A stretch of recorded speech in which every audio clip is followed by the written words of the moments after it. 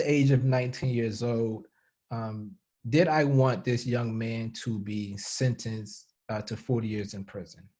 And I remember asking the prosecutor and I said, hey, can I go talk to this young man? And he told me immediately that no, I cannot talk to this young man, this young man ended my basketball career. This young man almost took my life. And why would I want to speak to someone that has caused me harm? And I began to ask them and begin to kind of plead with them that, you know, just let me talk to him. I know he's from my neighborhood. I know that I want him to know that I'm not angry at him. I want him to know that during his time in incarceration and when he's released, I want to be here for him one day. Unfortunately, I wasn't able to talk to that young man, but I guess my pleading with the prosecutor's office that I asked them to offer him a plea deal for the final time because he rejected previous plea deals.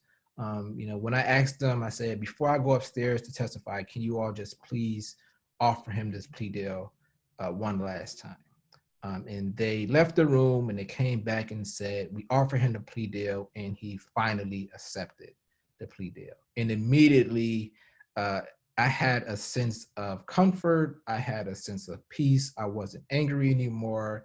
And it's kind of weird when I say this, but I felt good inside knowing that that I helped advocate for this young man at the age of 19 years old to not get 40 years in jail, but he was eventually sentenced to 10 years in jail to start his rehabilitation process.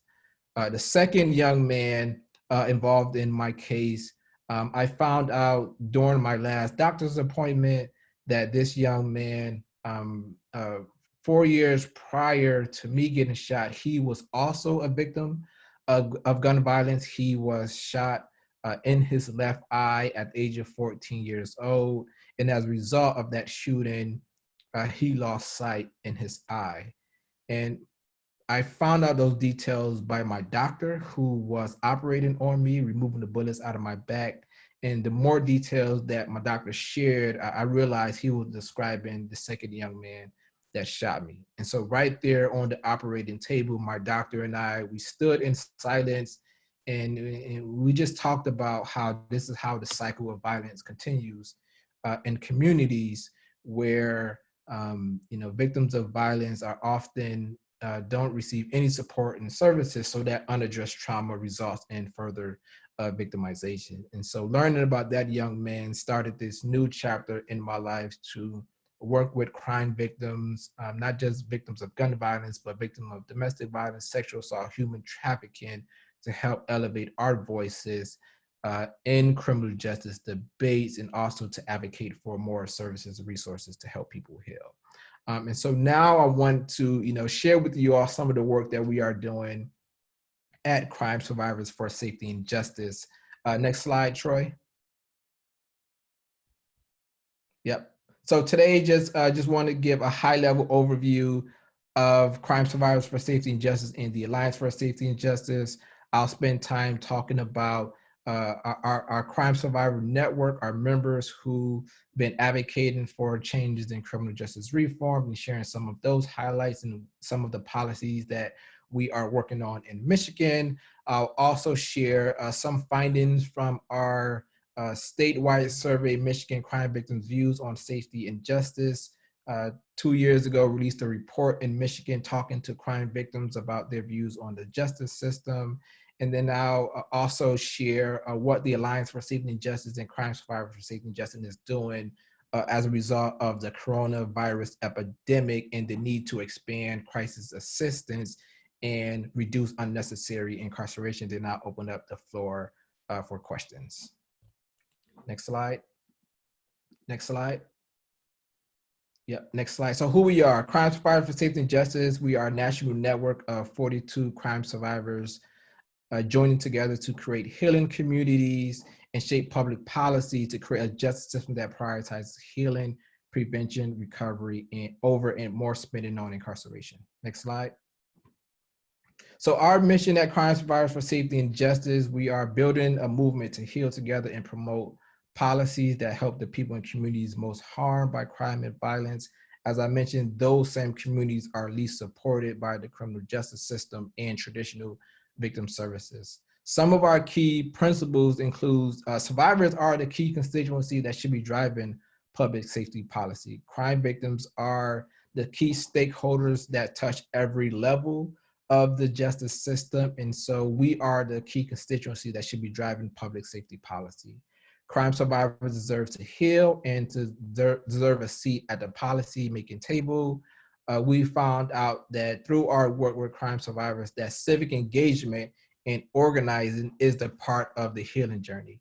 I know there are many of our crime survivor members that are joining us today who often started their own organization as a result of what they went through. And so civic engagement and organizing is part of the healing journey and a central part of our work at Crime Survivors for Safety and Justice. And together as survivors, as advocates, we can build a new safety movement, a movement for shared safety that's rooted in survivors' needs and real solutions to stop the cycle of crime. Next slide. So Crime Survivors for Safety and Justice, we are currently working in 10 states. Our priority states are California, Michigan, Ohio, Illinois, Texas, and Pennsylvania. We also work with our partners in New York, New Jersey, and Louisiana. Crime Survivors for Safety and Justice, we work to create avenues for survivors to tell their stories. We conduct research with survivors to identify priority issues and needs at the state and at the national level.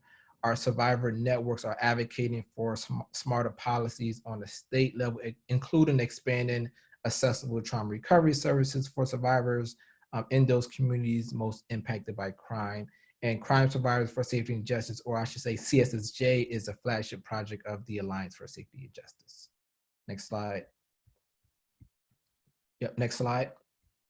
And the Alliance for Safety and Justice is our state organization that focuses on criminal justice. So Crime Survivors for Safety and Justice is our constituency work, and the Alliance for Safety and Justice is our parent organization that focus on our building coalitions, working with state legislators, producing research. And so we work hand in hand with our colleagues, in Michigan, some of our partners at Safe and Just Michigan, our state director, Harvey Santana. So we work hand in hand with our staff and also with partners as well. So I just want to just quickly go over some of the things what we do at Crime Survivors for Safety and Justice. We create healing communities online and offline. We have a leadership development curriculum where we provide training to survivors. We host an annual Survivor Speak conference across the country, and we also engage in policy advocacy as well. So some of the core elements of Crime Survivors for Safety and Justice, we focus on state reform. So that's changing state laws that have an impact on people on the ground. CSSJ is a survivor-led healing community, organizing media and policy advocacy membership, building base of survivors from across the state of Michigan and across the country. Our chapters are very diverse as it relates to race, age, ethnicity, political background, geography, and victimization experience.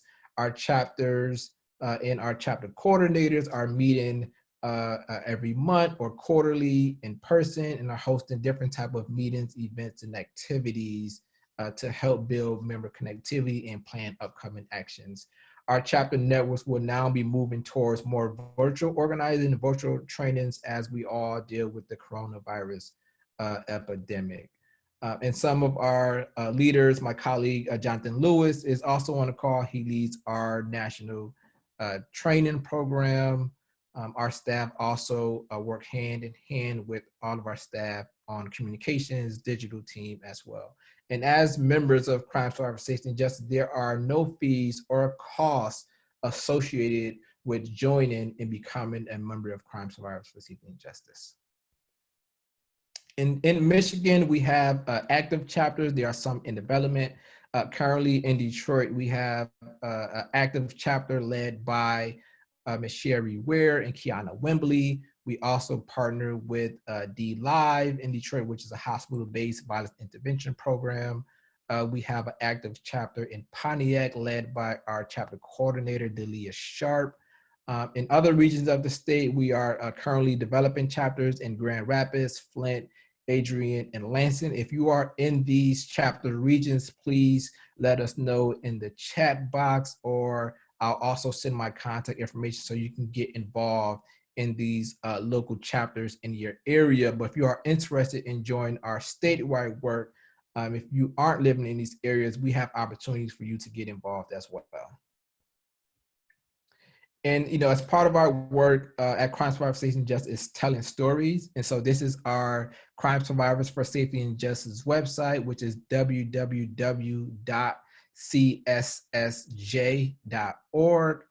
On our website, you can read stories of crime survivors from across the country.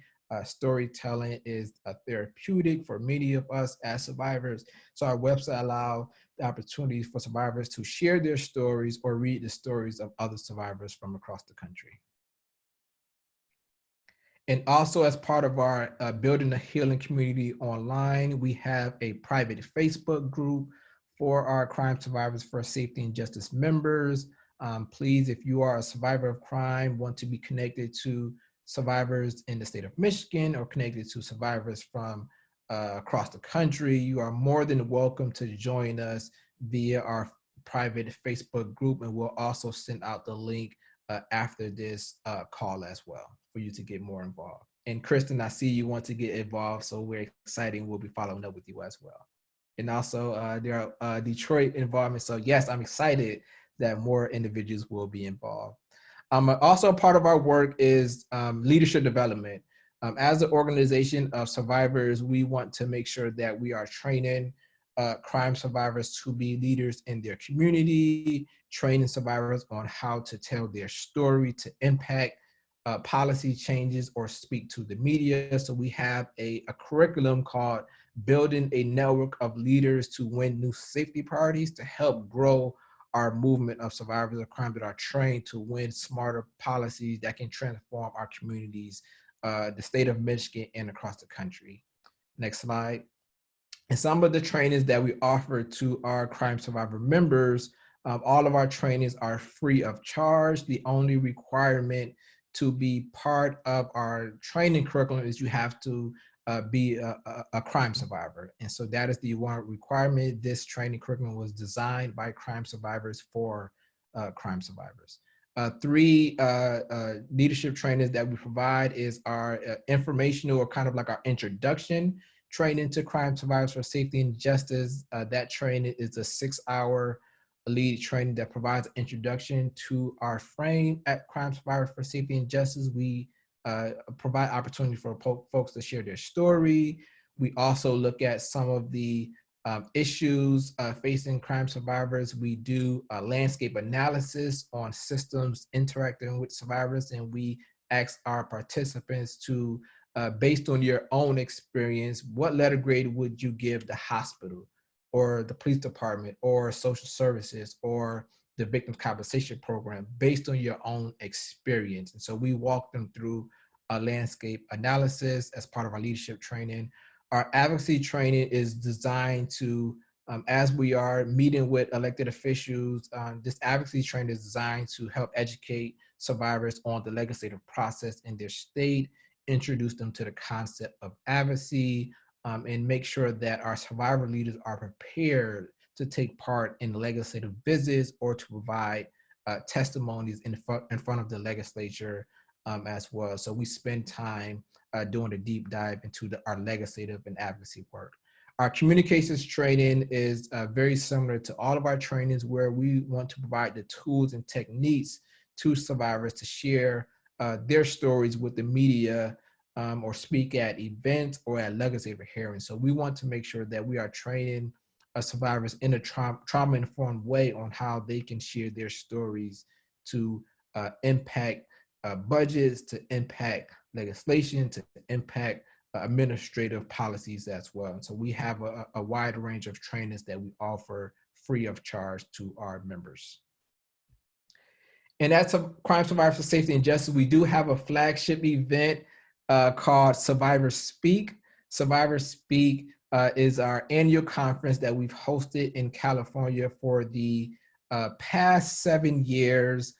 2 years ago, we started to expand out our Survivor Speak conference to different states across the country. So Survivor Speak is our flagship event where crime survivors from across the state convene in the state capitol for a day of healing that can include breakout sessions, a dinner program, different type of keynote speakers as part of our day one healing day as Survivor Speak. And often day two is our action day where our survivors are in the state capitol hosting a press conference, hosting a healing vigil inside of state capitals or on the steps of state capitals, and participating in legislative visits to advocate for policy changes in their state.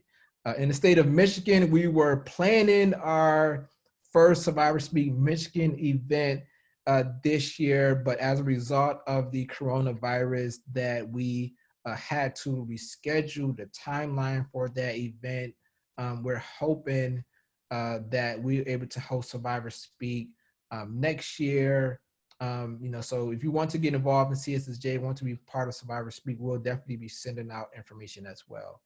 Just some other engagement actions that our crime survivor members have participated in and leveraged their voices, attended legislative meetings and hearings, participated in lobby days and writing letters to legislators, meeting with elected officials, law enforcement, and other key decision makers.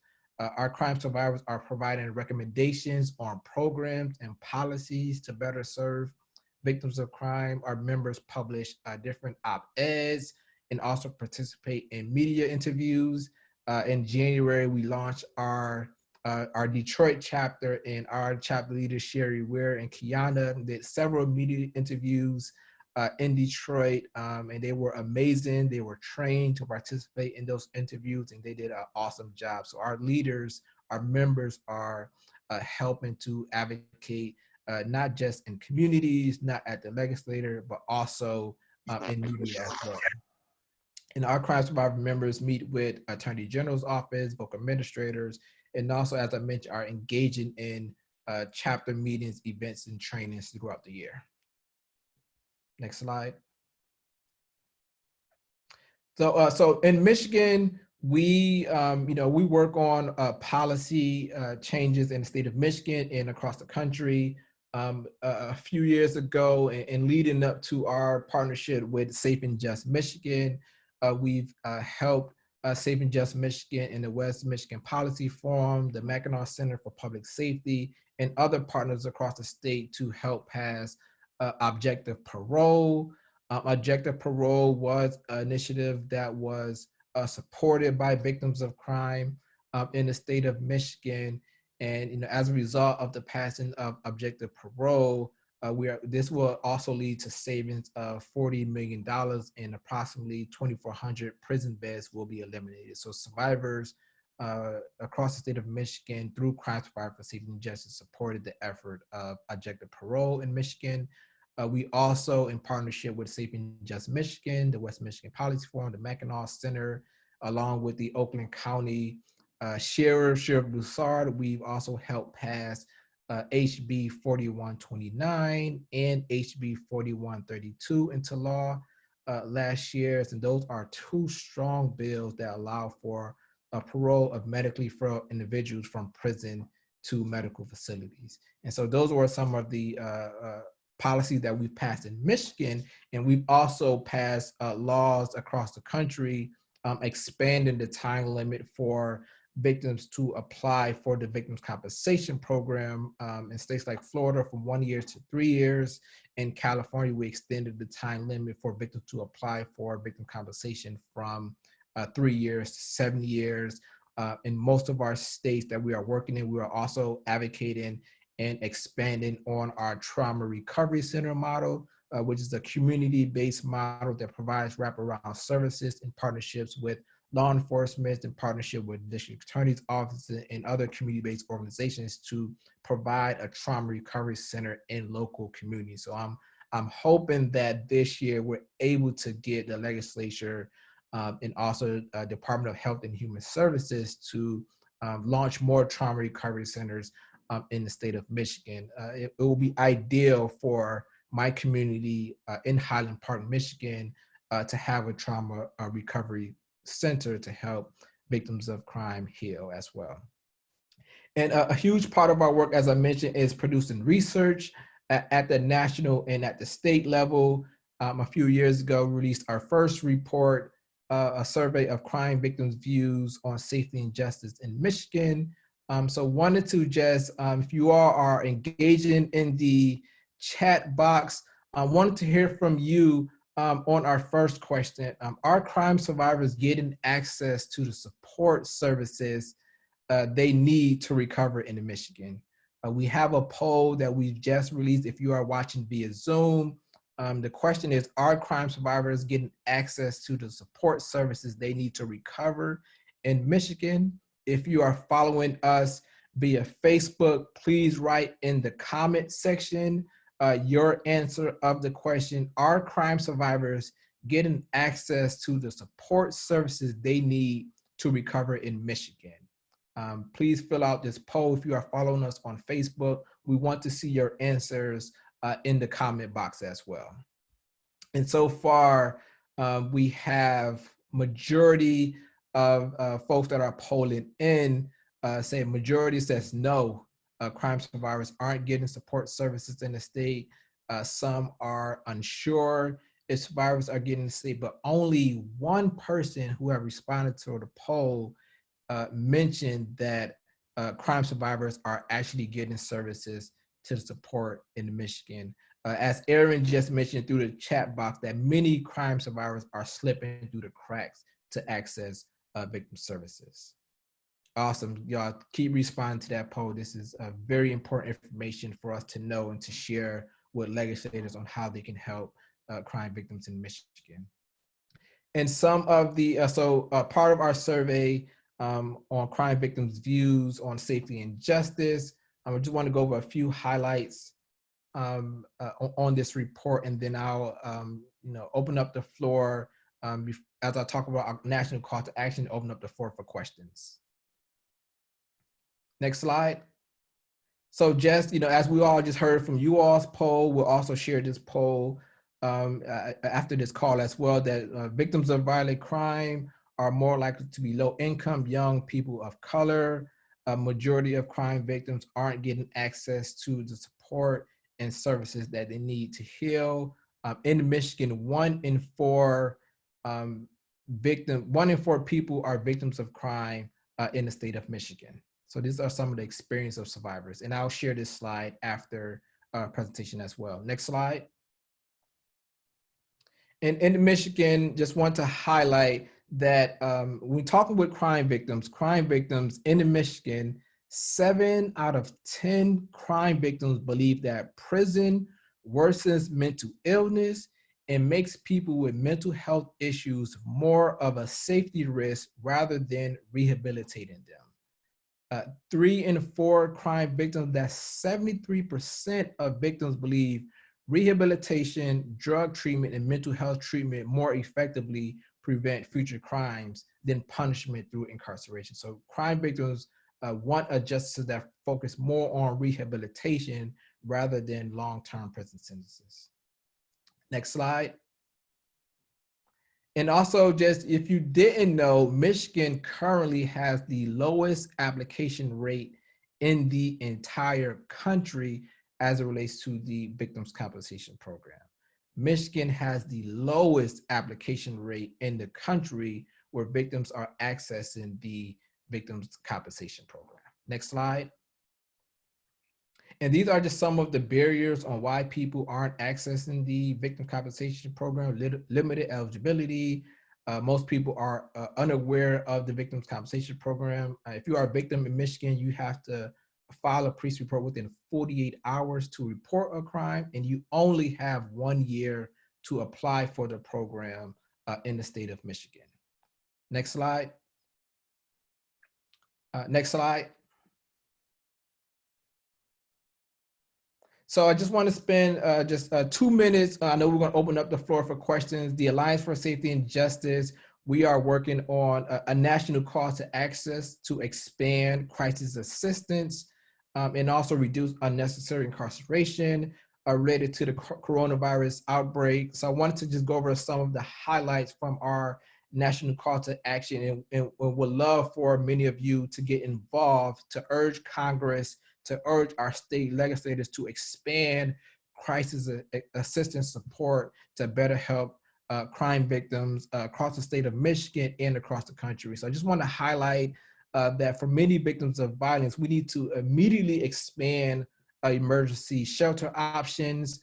We are calling for Congress to establish a $1 billion crisis assistance emergency response fund to ensure that essential services are equipped to safely provide support to victims of crime, to help increase more teletherapy, to increase more crisis assistance hotlines for crime victims to call into for support. And so we are expanding, working to urge Congress in this national call to action to expand crisis assistance to victims of crime. So we are urging Congress, and we'll be urging the governor in Michigan, we'll be urging legislators to expand crisis assistance as well.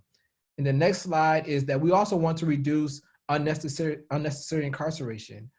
We know that many organizations, some of our partners are calling for a reduction in incarceration, but as an organization, we want to make sure that there's an infrastructure in place for individuals that are being released as a result of the coronavirus outbreak. So we want to make sure that we are accelerating testing and the release of people in prison, but also make sure that there are reentry plans and there's infrastructure in place to make sure those individuals get access to mental health treatment, drug treatment, safe housing as they are also being released from prison. So immediately after this call, we'll be sending everyone who tuned in via Zoom, also on Facebook, the link to our national call to action for you to support and urge Congress and sign on as organizations to be part of this national call to action. So I wanted to stop there. Thank you all for joining in. Wanted to open up the floor. I know we have a lot of questions in the chat box on Facebook. So I want to turn it back over to Troy so I can field some of the questions that we all had today. Yeah, thanks, Aswad. That's a lot to process. And one of the things that we want to make the people aware of, as they already are, is that there's a couple people who are on the chat who are chapter coordinators here in Michigan. If they would just put in the chat box who they are and how they can be contacted, that information will be made available to them, and we'll also get that out with our packet. So we have 3 questions for you. One of them is, how can we best break the binary that the criminal justice system presents, where victims of crime are on one side and people who have committed crimes are on the other side? Yes, that's a great question. Often in communities most impacted by crime and violence, it's not rare. I would use my family as an example.